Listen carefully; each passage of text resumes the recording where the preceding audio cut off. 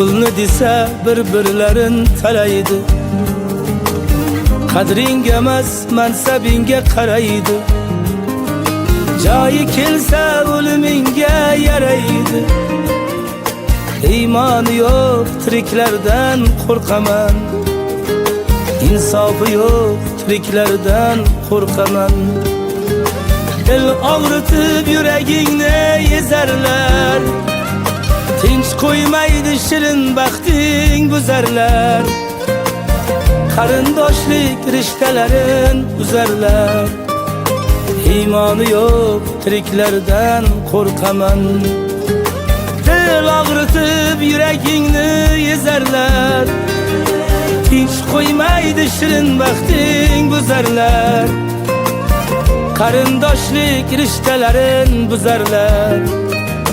Insofi yo'q tiriklardan qo'rqaman.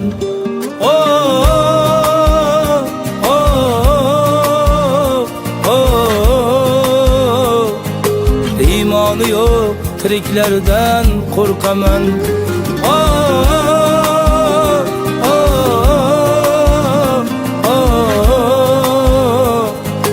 Insofi yo'q tiriklardan qo'rqaman.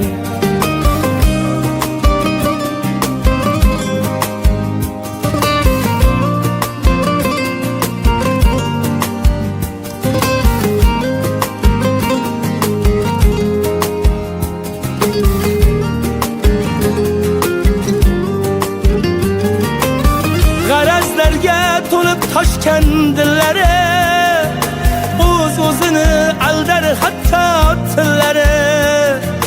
Mahshargacha Xudo sinar yillari. Iymoni yo'q tiriklardan qo'rqaman. Insonlarga boqib hayron ko'zlarim. Qalbingizga og'ir olmang so'zlarim. Bu 5 kunlik dunyodadir do'stlarim. Insofi yo'q tiriklardan qo'rqaman.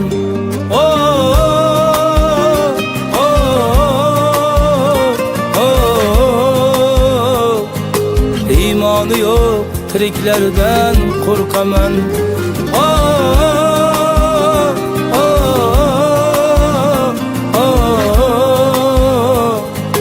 Insofi yo'q tiriklardan qo'rqaman.